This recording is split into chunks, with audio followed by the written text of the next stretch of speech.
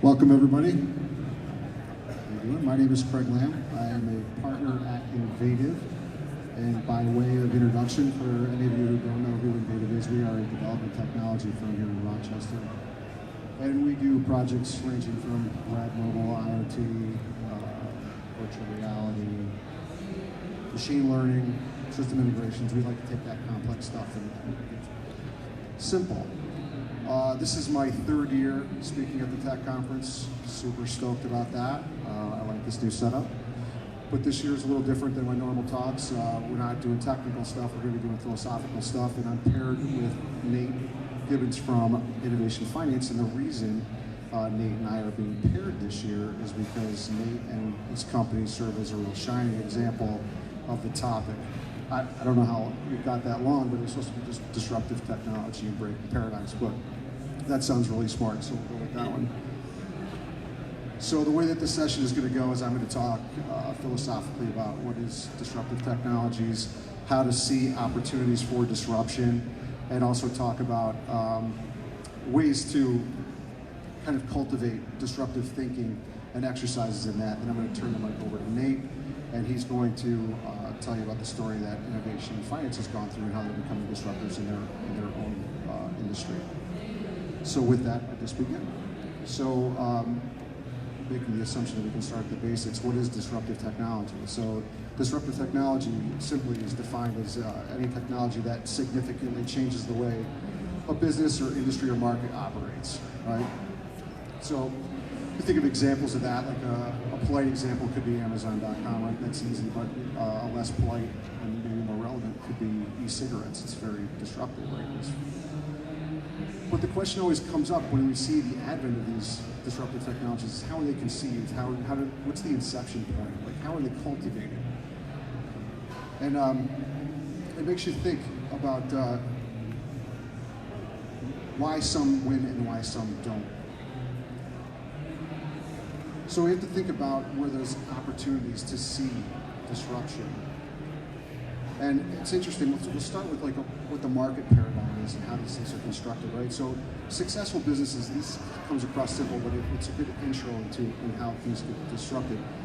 But when a business is successful, it's because they provide a good or service or they sell a product to a customer because it satisfies a need, right? And they can deliver that value at some level of profit.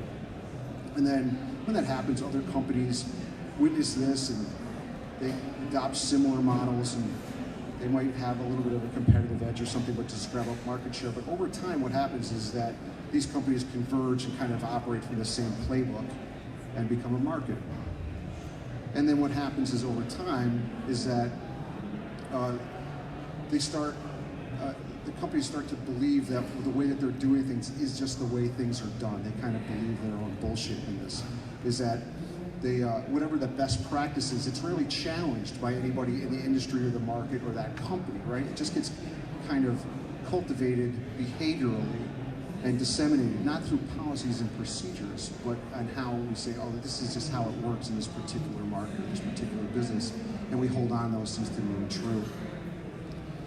And what happens with these companies, and I'm sure you'll be able to reflect on some of maybe the competitors in your own market, is that once you believe these things, it blinds companies from seeing opportunities, right? Because customers evolve, solutions and technologies change, and there's new introductions into the market. Sometimes regulations are changed. There's all these different factors that change. But large companies, especially successful companies inside a market, even in the face of all of that change, they refuse to believe that even after the world has passed by. Like a local example could even be Kodak, right? I mean, there's always argued that Kodak missed the boat on their digital camera because they invented it, but I think it's really because Kodak didn't recognize the social change in photography. It wasn't the fact that they weren't on top of the technology, it was just how that was going to be applied. But beyond the local example, you could even think about, why didn't Blockbuster become Netflix, right? How did Netflix get into the market? Because they weren't even around.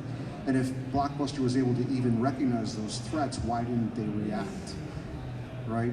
Vacillating between this denial and trying to find different profit centers within it rather than seeing the emergence of a new technology or a new consumable.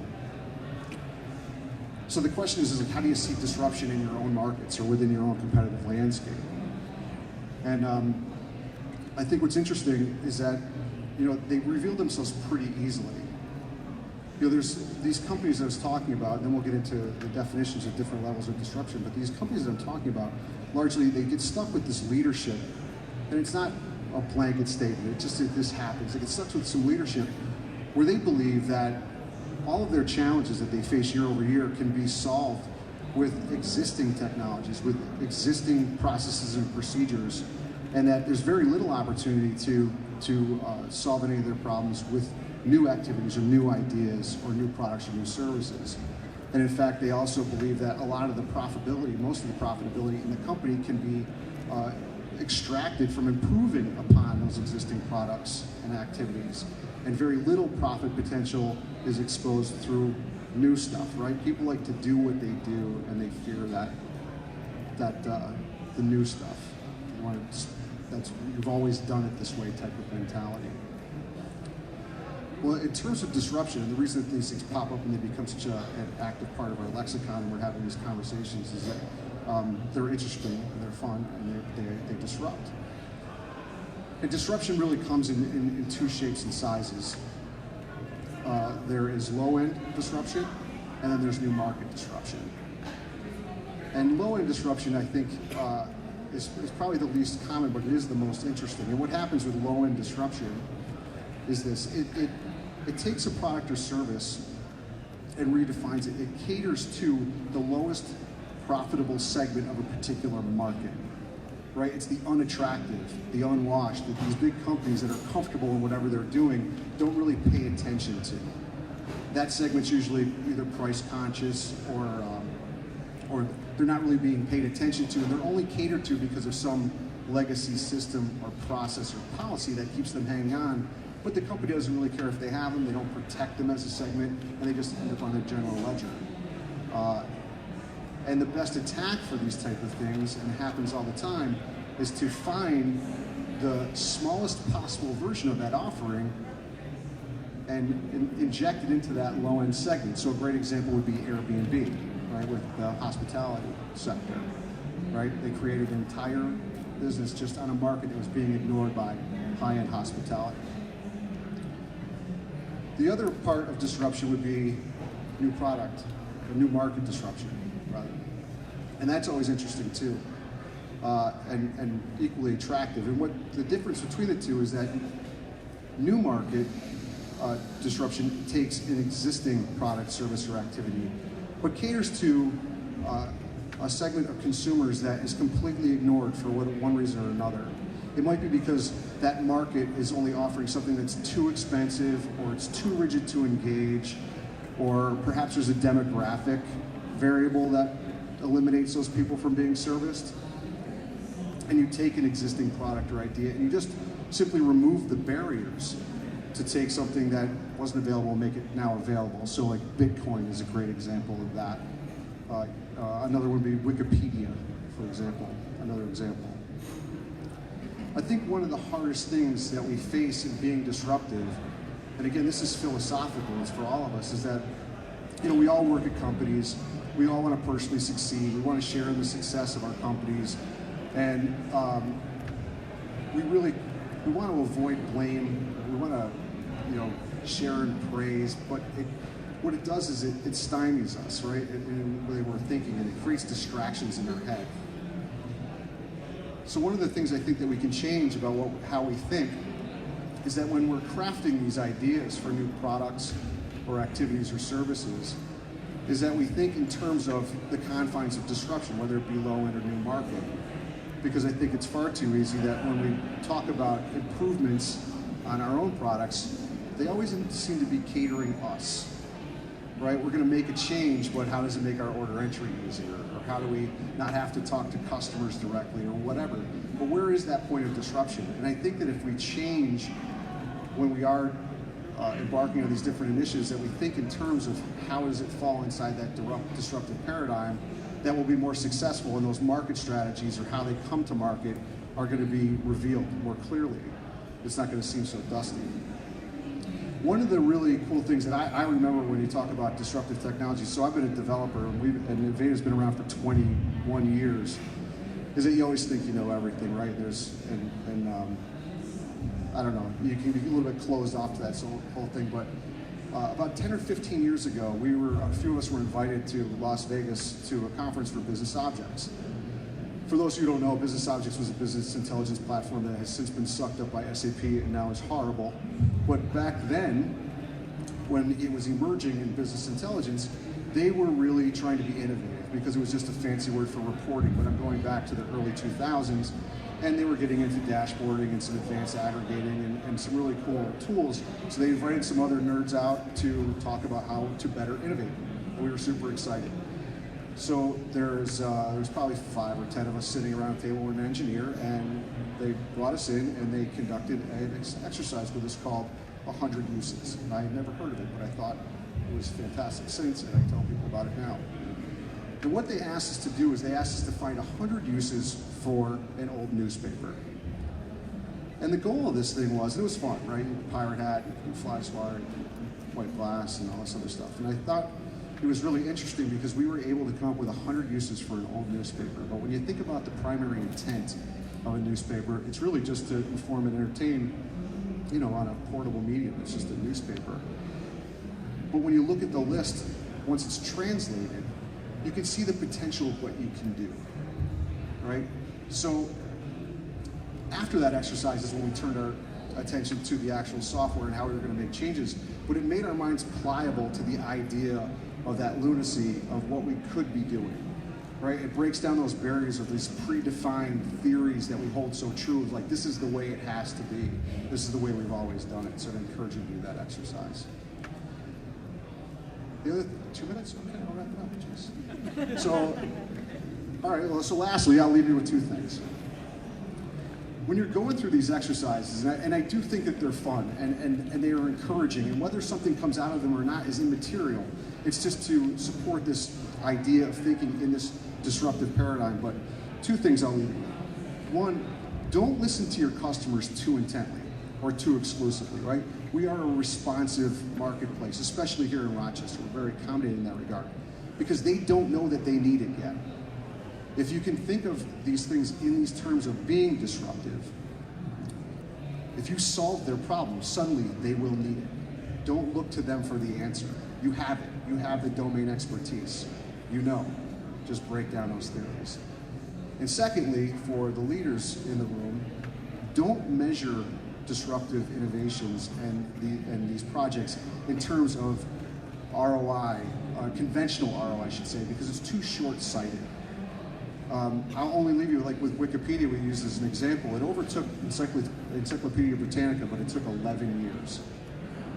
So it's not something that comes overnight, but it does change it. So with that, I'm going to shut up. I got it. So I'm going to introduce Nate. Nate's from Innovation Finance, and he is going to tell his story of how they're changing the game for the financial sector. Thanks, Nate.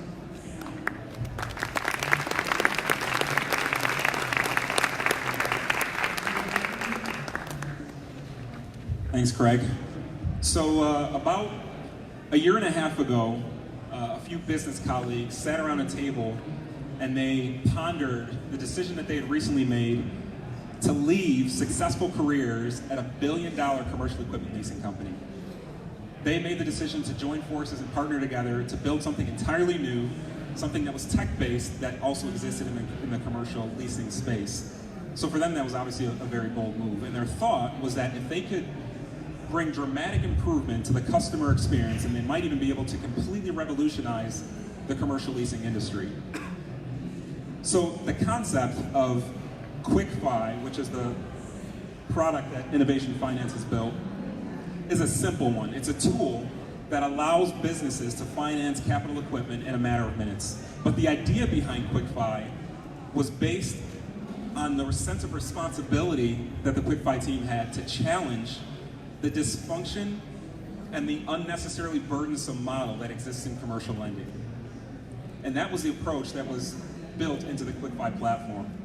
So the leaders of this company felt a sense of true purpose in this new vision, but they knew that in order to realize it, in order to realize their prospect of being able to deliver the gift of time, which is really the important thing that this platform offers. The ability to do that wouldn't be possible without challenging some very long-held paradigms. They knew that the ability to be able to build something unique and radical and revolutionary wouldn't be possible without asking a lot of very provocative questions.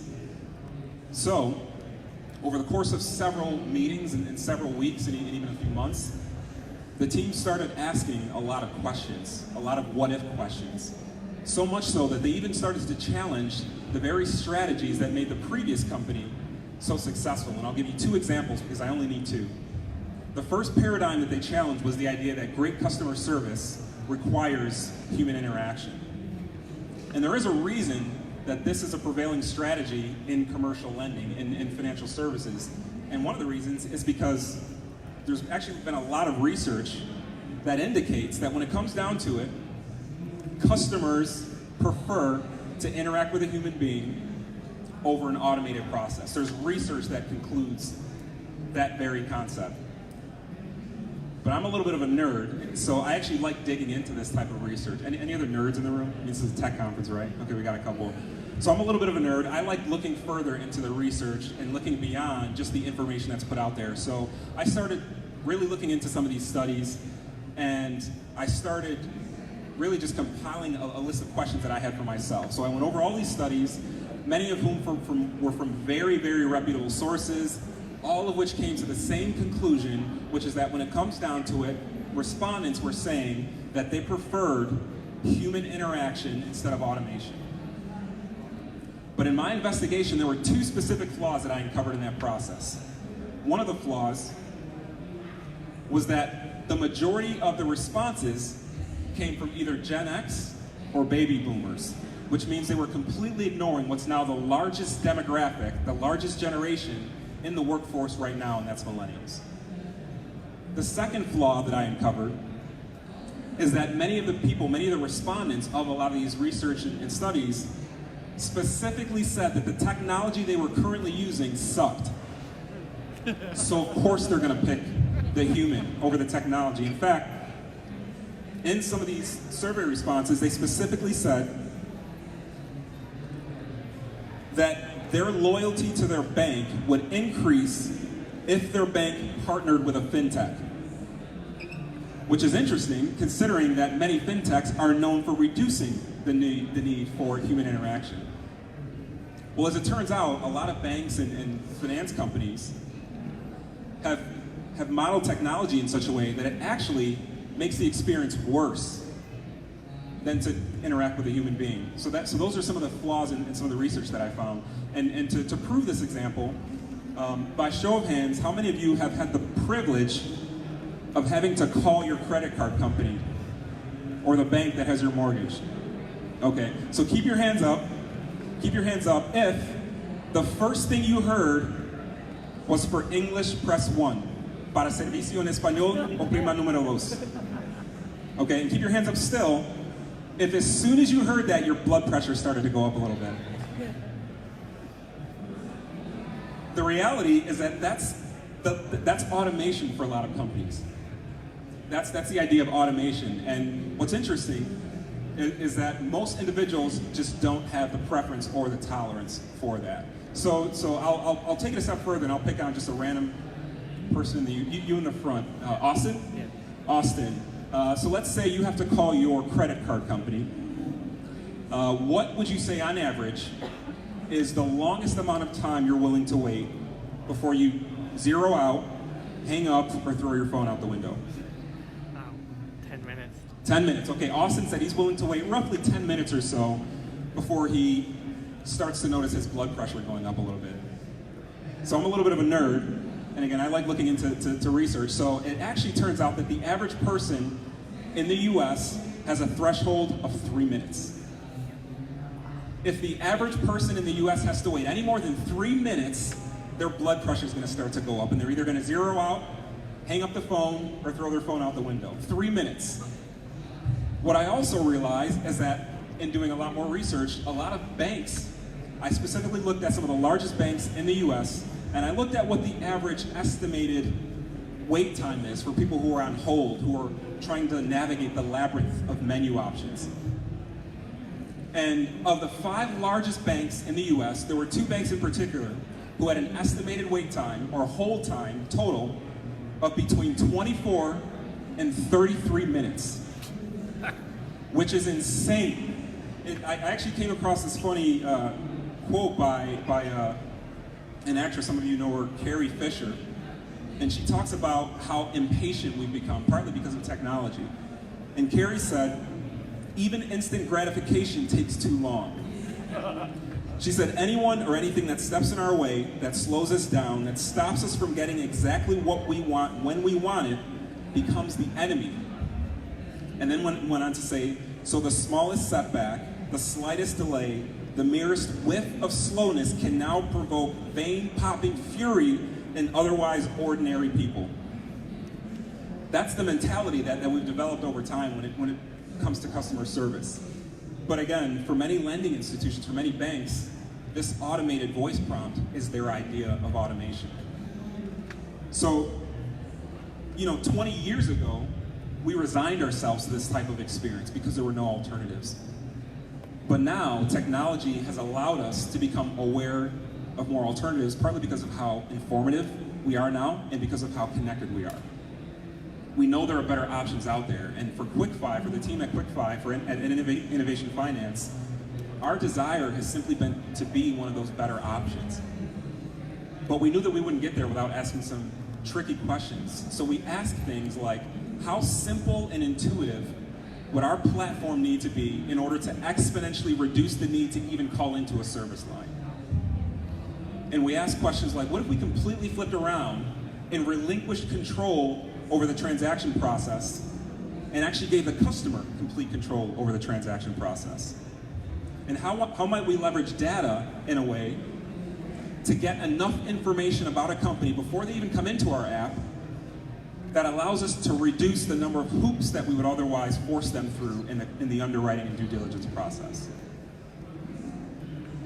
So from there, we started identifying and configuring technologies that enable automated pricing algorithms and dynamic digital contracts that update automatically based on a fairly limited number of expected user interactions and user preferences. So we said, okay, what does 80% of America typically do when they need to finance equipment? What are the general types of terms and structures that they select? And we said, what if we completely removed all the complex transactions that take place and only focused on the majority of the transactions that take up the least amount of employee and customer time?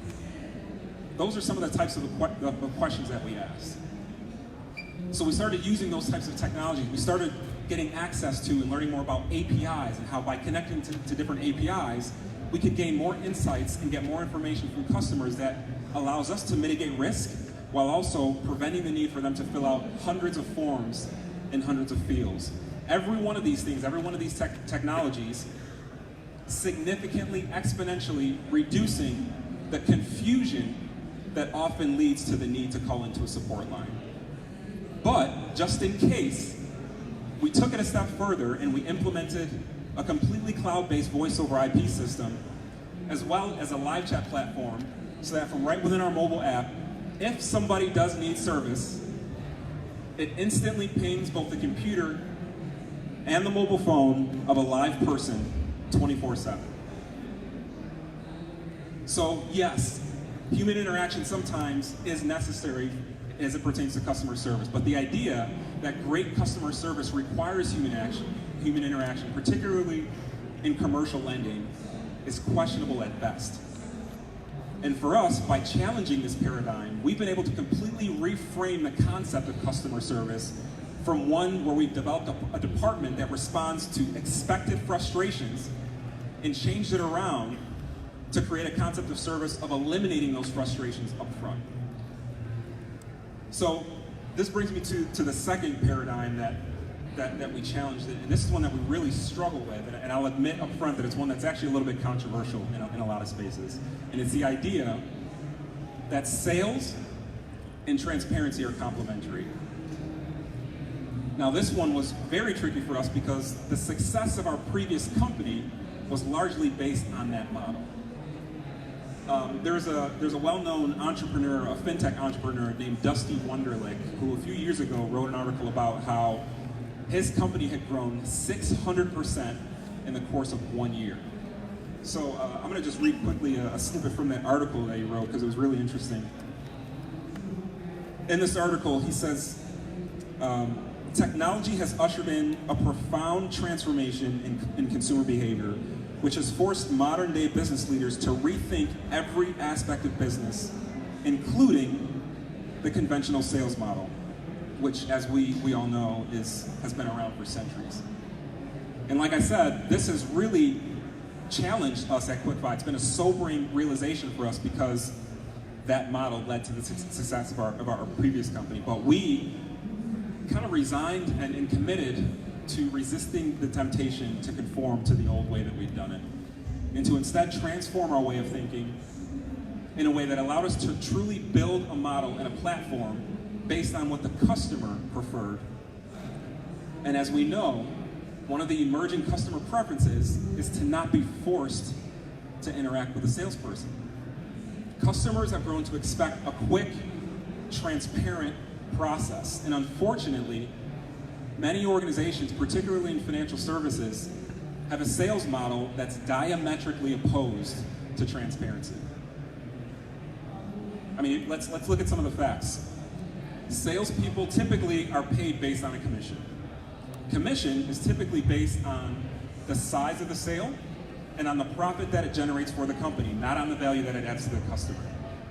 Customers know this, but so many customers have fallen victim to intentionally ambiguous and confusing terms that legislation had to be enacted in multiple states to force lenders to be more clear and more honest in the sales process. This is some of the things that we're up against, and these are some of the reasons that consumers have started to change their preferences. The very definition of the word sell, to persuade somebody of merit, has created this sort of adversarial relationship between many customers and many lending sources.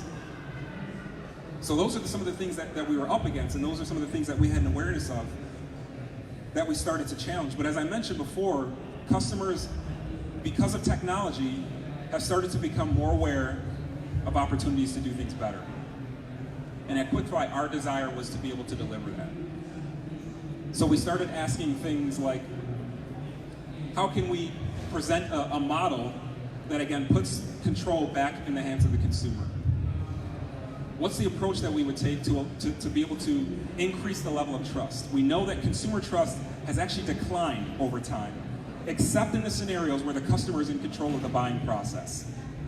So we knew we needed to build something that was self-service, that was completely digital, and that was mobile. It's that self-service option, which has a lot to do with trust, that allows the consumers to be in control of the process. And that's one of the reasons that so many fintechs have had tremendous success when the technology doesn't suck.